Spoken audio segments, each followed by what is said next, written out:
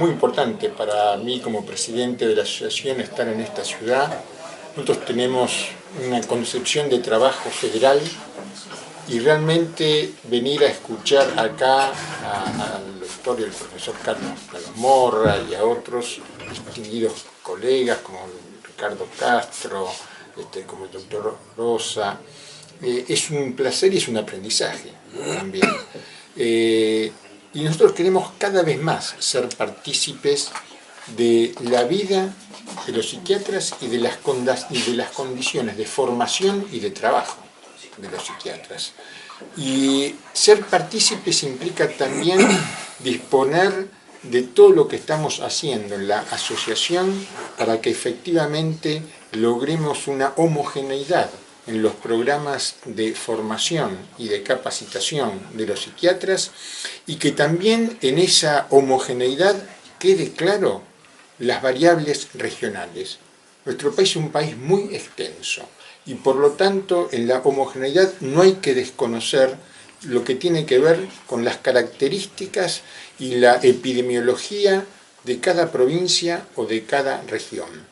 Así como el residente en pediatría o el pediatra en el noreste argentino tiene que poner en énfasis en enfermedades, por ejemplo, como el dengue o el Chagas, porque son enfermedades endémicas, también nosotros tenemos que pensar en psiquiatría, en cuáles son los trastornos mentales que tienen mayor prevalencia en el país. Esto es un punto muy importante. Y el otro punto muy importante es ver cuáles son las zonas más de población más vulnerable. Porque hay zonas en nuestro país de población más vulnerable donde está comprometida la accesibilidad al sistema. Es decir, ya no es solo que llega a un sistema insuficiente, sino que no llega al sistema. Bueno, esto es un estudio que tenemos que hacer. Entonces estamos en esto comprometidos en hacer un estudio poblacional epidemiológico en salud mental en nuestro país, porque no existe una epidemiología en salud mental en nuestro país. Y que de existir eso nos pone entre los 33 países del mundo que sí la tienen, y que eso implica la posibilidad de una planificación en salud, porque entonces se puede pensar en cómo disponer recursos humanos, recursos materiales y recursos financieros. Doctor, para finalizar, en mi país se está, después de muchos años de práctica de esta especialidad médica de la psiquiatría en la Argentina, se está en una etapa de cambios, de renovaciones. Alguna vez alguien dijo que la psiquiatría había entrado en una etapa de crisis, tomándolo como eso, ¿no? Como una etapa de cambios, ¿no? Bueno, generalmente en muchos casos de las crisis se sale creciendo. Yo creo que, y hoy estuvo planteado eso, particularmente en la década del 90, pero también esto comenzó antes, se llamó la década del cerebro, a veces se cayó en un cierto reduccionismo biológico. Y el síntoma en psiquiatría tiene 4 componentes: el biológico, el psicológico, el social y el cultural. Y los psiquiatras, cuando estamos con un paciente, estamos interpelados por cualquiera de estos 4, porque el paciente no viene y dice, yo les voy a hablar de lo biológico, no, nos habla de lo que sufre, de lo que le pasa y nos interpela a nosotros.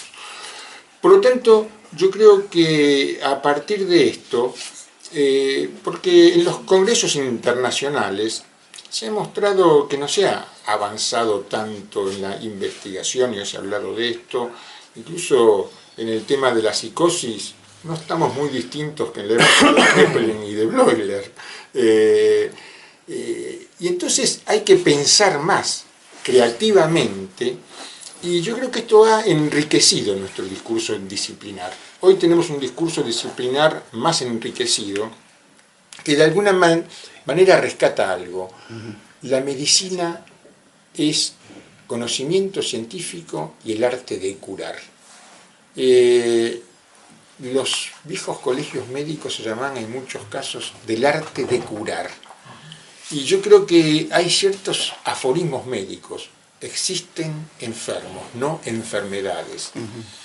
Marañón, un clínico argentino, no era psiquiatra, uno de los grandes semiólogos de la historia de la medicina argentina, decía: el principal instrumento del médico es la silla, es decir, es escuchar al paciente, porque los médicos confortamos, contenemos, escuchamos y algunas veces, raras veces curamos.